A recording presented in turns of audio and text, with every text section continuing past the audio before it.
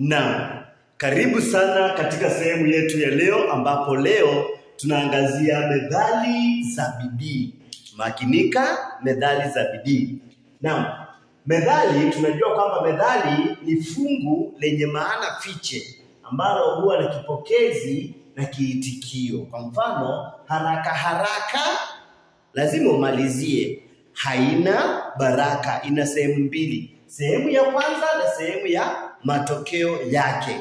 Na leo tuingie kwenye methali za bidii. Hii ni kazi ya grade ya 5 Kiswahili. Tuanze na ya kwanza. Ndio?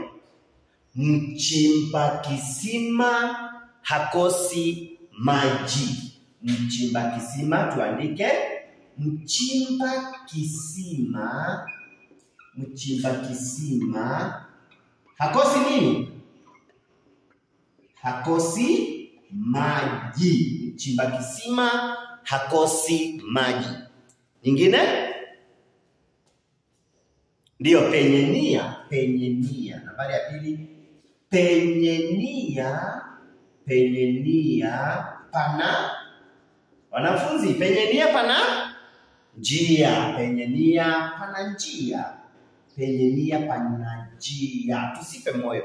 Penye nia pana njia. Endelea kufanya bidii na utafaulu. Nambari ya 3 hapa. Bidii. Bahati. Bahati haiji ila kwa bidii. Bahati haiji ila kwa bidii. Bahati haiji ila kwa bidii. Nyingine? Ndio, mtaka cha mvunguni sharti iname. Nambari ya 4. Mtaka cha mvunguni. Ukitaka kitu kilicho kwenye mvungu ni lazima uiname. Mtaka cha mvunguni lazima, ama sharti. Tuandike sharti. Sharti ina maana lazima. Sharti ainame. Sharti la ainame. Ukitaka kitu kilichoko kwenye mvungu ni lazima, ni sharti uiname ili uweze kukichukua. Tuendelea. Haya, nyingine. Asiyefanya kazi na asile. Na asiyefanya kazi na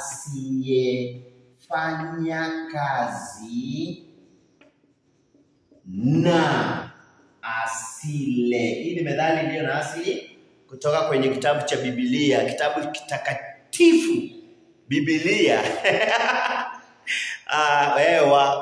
Wathesalonike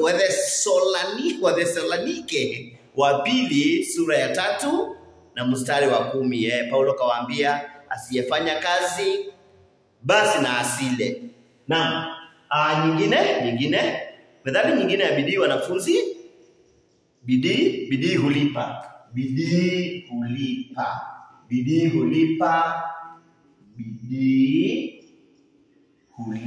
Kwa hivyo tufanye bidii. Bidii hulipa. Methali nyingine hapo. Tako haliokoti. Nambari ya 7. Andika hiyo. Tako haliokoti. Enyewe hapa ni kweli. Tako haliokoti.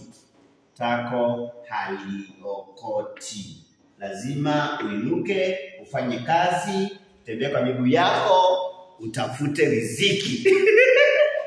Nambari ya 8.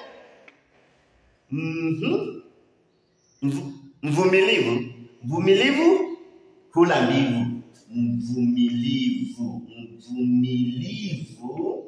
Mstahimilivu hula mbivu. Tuendelee kuziongeza.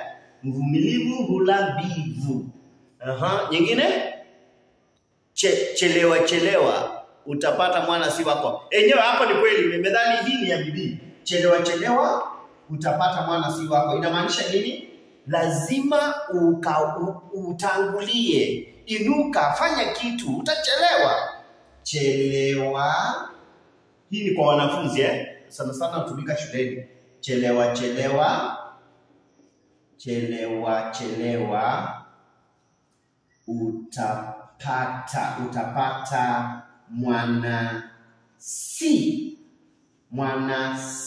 wako. Utapata mwanasi wako. Kuna methali nyingi, tuendelee kuziandika nyingi. Zito, zito hufuatwa na jepesi. Zito hufuatwa na jepesi. Kwa hivyo vumilia. Nambari ya 11.